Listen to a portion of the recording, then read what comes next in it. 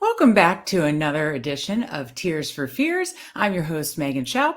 You can follow me on Twitter at Megs08DFS, and we are talking Week 8 Tiers contest on DraftKings. But before we get into that, please be sure to like this episode and subscribe to the Fanspeak Network. We are putting out shows every week with daily fantasy content. Also check out fanspeak.com. We have tons of daily fantasy content covering classics, short slates, showdown tiers, all sorts of stuff. So be sure to check out fanspeak.com and be sure to check out our sponsors at Run the Sims. Run the Sims helps us make our tiers decisions. There's a lot of 1v1 decisions in tiers, and they can for you too.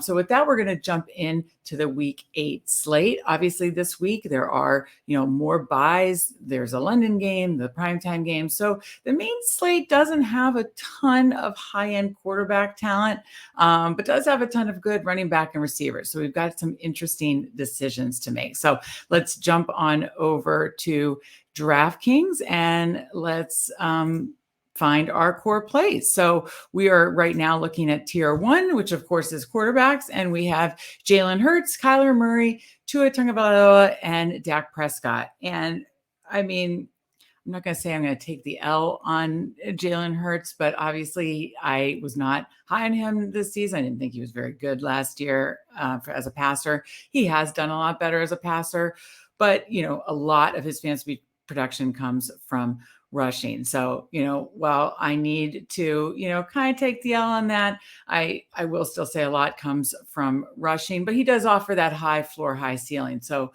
as a Washington fan, I'd rather chew on nails than play Jalen Hurts or Eagles, but I wouldn't be giving you good advice if I didn't say that he has the best floor ceiling combo.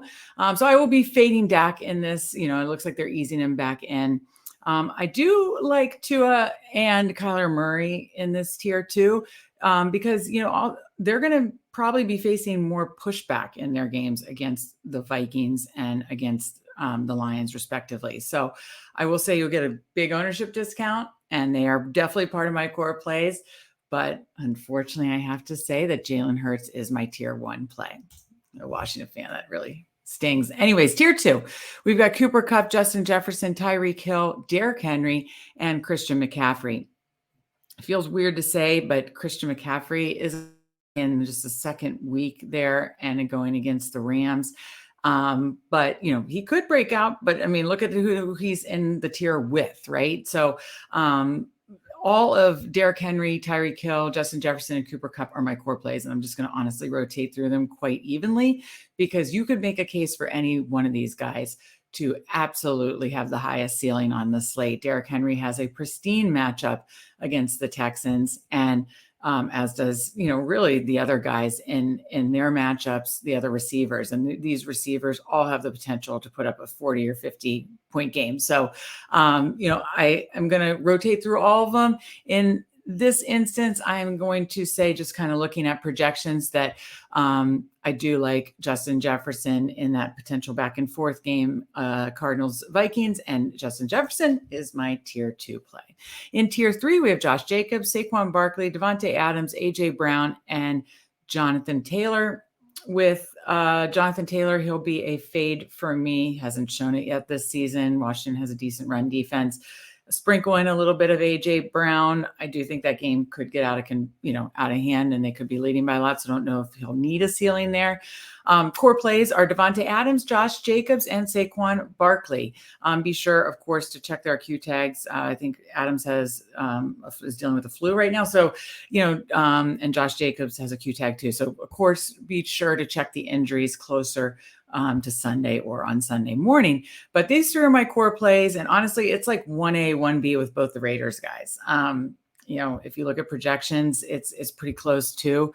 So I go back and forth on it, to be quite honest, and I'm going to have a lot of both Jacobs and Adams and Barkley too, because that offense runs through Barkley. So, but for this instance, I'm going to go with Josh Jacobs as my core play. He's just been putting up ceiling after ceiling games, and he also has a pretty safe floor too. His workload's immense. So that'll take us to tier 4. We have DeAndre Hopkins, who's back, Jalen Waddle, Michael Pittman Jr., Alvin Kamara, Dalvin Cook, and Kenneth Walker III. For this tier, fades are tough outside of Pittman. Pittman obviously is now playing with a new quarterback in Sam Ehlinger. And that is a question mark that makes this an easy fade. I'm probably kind of fading Dalvin Cook too. I just like the passing game more in that game. And then that means my core plays are Kenneth Walker III, Alvin Kamara, Jalen Waddle, as long as he's healthy, check the Q tag, and DeAndre Hopkins. But I'm going to go with DeAndre Hopkins. I mean, he looked really good coming back. I think he and Kyler another weekend are going to get more, on the same page. And he got a ton of targets his first week back, and they need him. They quite honestly, they need him. So DeAndre Hopkins is my tier 4 play. Over in tier 5, we're back to quarterbacks again with pretty ugly group of quarterbacks here from a raw talent perspective, but we're looking at fancy points, and we've got Geno Smith, Daniel Jones, Kirk Cousins, Derek Carr, Jimmy Garoppolo, and Matthew Stafford. This one's easy for me. I'm fading Matthew Stafford and Jimmy Garoppolo in that same game. Think it could be like an NFC West slugfest. Don't see the ceiling there. Daniel Jones, he's getting there with his legs. Quite honestly, I think they're hiding him. I still don't think he's a good quarterback, but we're looking at fancy points, and he certainly can get there with his legs. But if you take a quick look, I just want to point this out. He's only had the one ceiling game, which was last week. So, again, similar as I've said to some of these other running quarterbacks, if he stays out of the end zone and you don't let him get 100 yards rushing, then I don't see a ceiling game for him. So my favorite quarterbacks or my core plays are Geno Smith, Kirk Cousins, and Derek Carr. I think all those are viable options, and we'll have exposure to all of them. But Kirk Cousins is my favorite play. I've obviously said I like the game environment. It's high total for the Cardinals-Vikings game.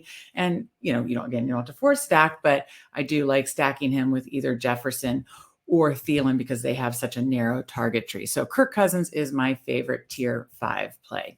Over to tier 6, we have Ramondre Stevenson, Miles Sanders, Tyler Lockett, Deebo Samuel, Devonta Smith, and CeeDee Lamb. CeeDee Lamb his price has really, really dropped in the last few weeks. So that really sticks out to me here. As long as Ramondre Stevenson still is the guy, then I like that play a lot. But, you do worry about Damian Harris, kind of creeping back in. So my fades are actually Deebo Samuel now with Christian McCaffrey there. He's got a Q tag. Devonta Smith, again, I don't know if they're going to need a ceiling game out of him. And Miles Sanders. My core plays are Ramondre Stevenson, Tyler Lockett, and CeeDee Lamb. And honestly, Lockett and Lamb are like 1A, 1B, especially with Metcalf most likely out for Seattle. Obviously Lockett's got to be the guy. But, another week back with Dak, I think Lamb is usually he's in tier 3 or tier 4. So for that reason, CeeDee Lamb is my tier 6 play. Over to tier 7, we have Chris Olave, Dameon Pierce, Brandon Ayuk, Adam Thielen, Raheem Mostert, Brandon Cooks, Michael Carter, and Damian Harris. For fades for me, it's the first week of Carter kind of being the guy with the Jets, and I don't think James Robinson will be involved yet. Damian Harris, I have to see it first with him kind of getting the workload with Stevenson. And Ayuk, again, I just don't love that game environment. So those are my 3 fades.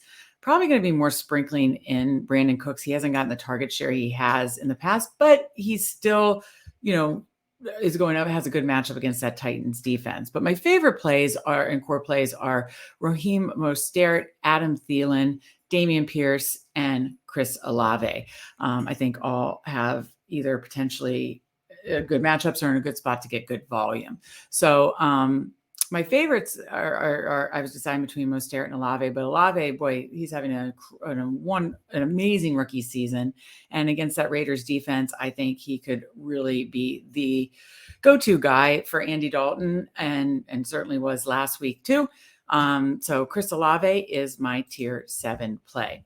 Over to tier 8, we have Curtis Samuel, Terry McLaurin, George Kittle, Najee Harris, DJ Moore, Brian Robinson Jr., Tyler Ellinger, Donta Foreman. In tier 8, I tend to play receivers more just because they tend to have the higher ceiling. But you could make a case for some of these running backs, but I'm fading Ellinger, Brian Robinson, Najee Harris. I just don't see a big ceiling for them. I think their spots and with their, passing involvement, they would need like 2 touchdowns to be the ceiling play. Might sprinkle it in a little Kittle, but again, don't love that game. Chuba Hubbard has been ruled out, so now that makes Dante Foreman a lot more interesting to me. So my core plays are Foreman and the other receivers, DJ Moore and Terry McLaurin and Curtis Samuel. It feels super gross to say that DJ Moore is my favorite play playing with backup quarterback PJ Walker, but he's the only guy there. And last week, he had like his first good game really of the season. He got 10 targets, 7 catches, and finally got a touchdown. So I think that could be enough to do it here.